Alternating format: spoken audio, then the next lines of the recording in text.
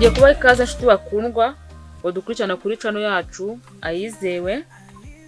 Uyu munsi tugiye gukorana ji. Uramutse ufite ikibazo cy'amaraso, uramutse wumva ushaka kongera amaraso yawe mu buryo bwihuta, wakora ino ji ngiye kubereka. Hano dufite imbuto zacu tugiye gukoresha, murazibona.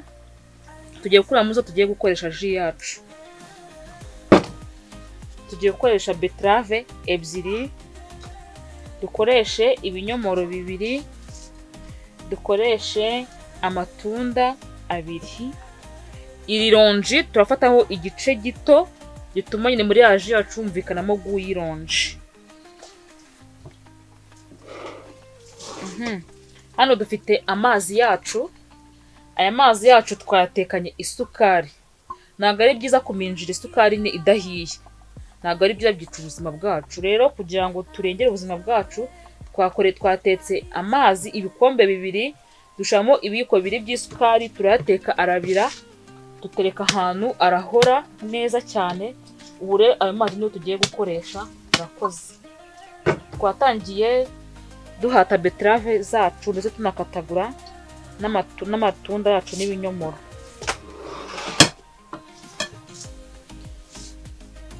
Turahera kuri betrave tuzihata. Mbibutse inshuti zanjye kujya mukaraba intoki mugiye gutegura amafunguro yanyu cyangwa se ji zacu duhereza imiryango yacu. Twatangira duhata.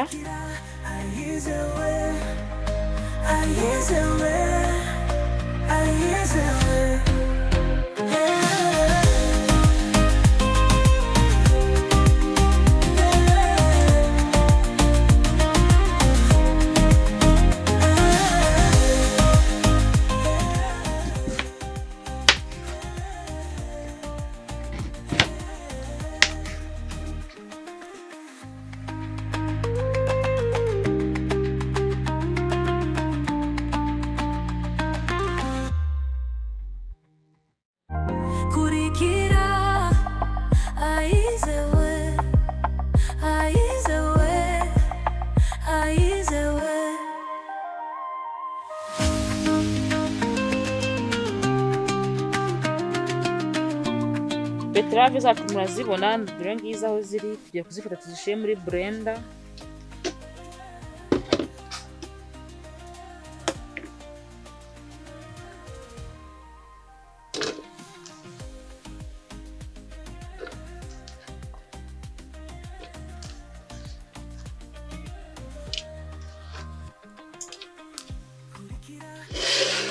Tugiye gukata na bya binyomoro byacu.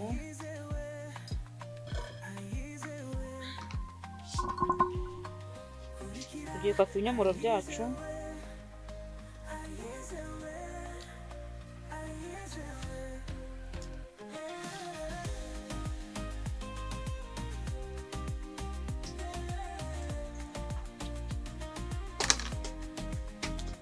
Murabibona, dukoresha ikiyiko dushyira muri blender bya binyomoro byacu.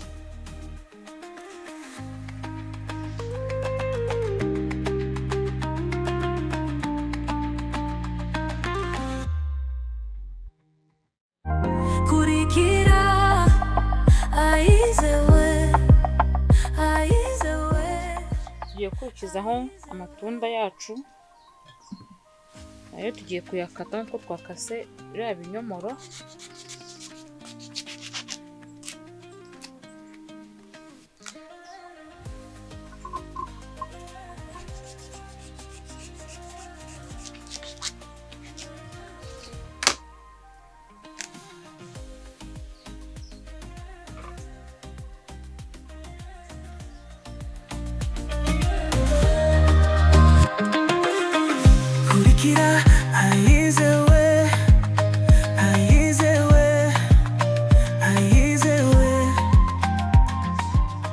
Dore ngibi tumaze gushyira muri blender za betrave zacu na bya binyomoro ndetse n'amatunda. Tugiye gusukamo ya mazi yacu rero twatekanye isukari ibikombe bibiri. tugiye gukoresha ya mazi yacu twatekanye isukari.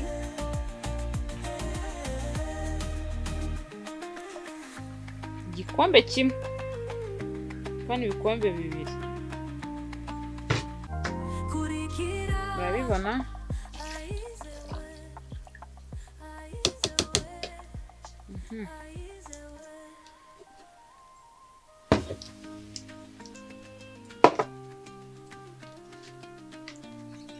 Murabibona ya mazi yacu tuyashize muri blender, rwa ruvange rw'imbuto rw'ibinyomoro na beterave n'amatunda.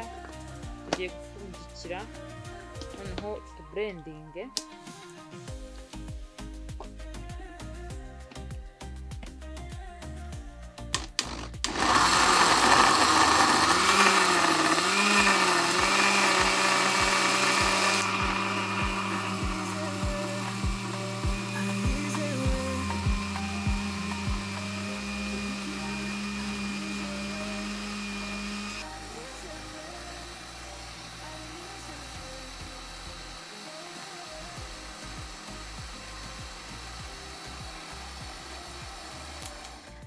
Ya jus yacu irabonetse,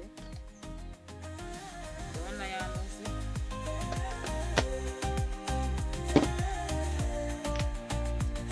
Tugiye gukurikizaho kuyungurura. Tugiye kuyungurura jus yacu tuyishyira muri ino jug.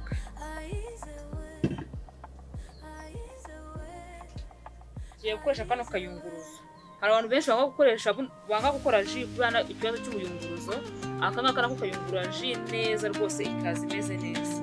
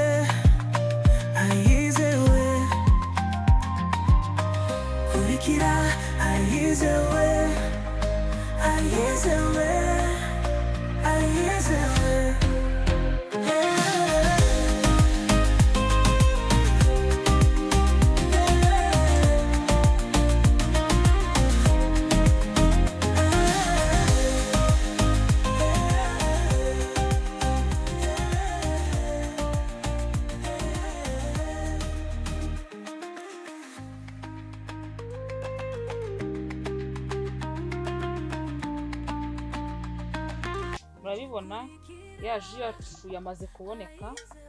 Tugiye gukurikizaho ironji, kurikata tukoresha muri ya jus kugira ngo ironji yumvikane muri ya jus yacu. Icyitonderwa, ntabwo ari byo gukata bino ronji ngo ukamuriremo hano kubera imbuto zishobora kujya muri ya jus bikamera nabi. Tugiye kubigenza rero, tugiye gufata kano karahure dukate rya ronji ryacu.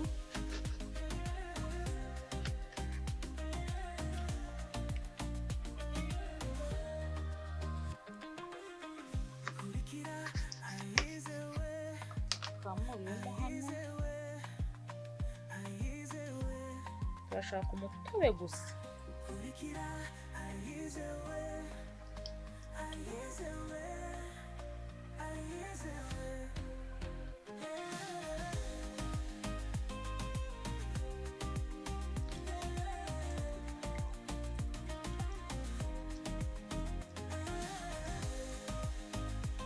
Wacu wabonetse, tugiye kuvanamo twa tubuto two mu ironji.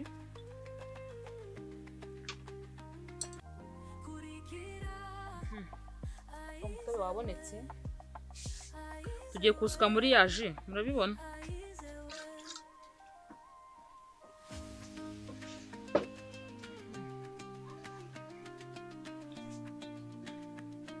turazunguza gatoya kugira ngo ya jus ivangwe na wa mutobe w'ironji twari dushizemo. Ubu byabaye, tugiye gusuka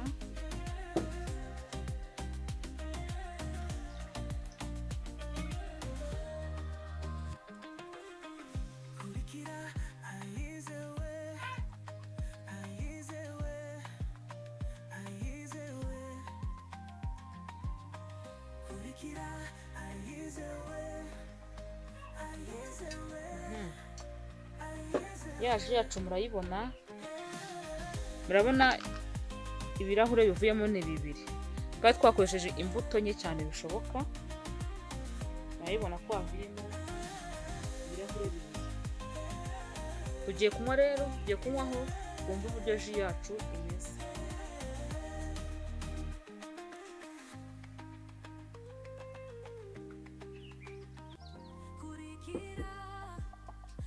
Iraryoshye cyane. Murakoze, murabibona ko ya ji yacu imeze neza, iraryoshye cyane. Uramutse ushaka kuyikora ku giti cyawe, ushaka kuyinywa wayikora, iraryoshye. Ufite n'abantu bagusuye wayibakorera ukayibahereza kuko iraryoshye cyane. Uramutse ufite ikibazo cy'amaraso nabwo wayikoresha cyane. By'umwihariko umuntu ufite ikibazo cy'amaraso yakoresha ino ji, yatumira amaraso mu buryo bwihuse cyane. Murakoze. Duhuriye muri komenti, ufite ikintu ushaka ko namukorera kindi yanyandikira muri komenti, nacyo nkazagikora. Murakoze. Kurikira ayizewe, ayizewe, ayizewe. Kurikira ayizewe.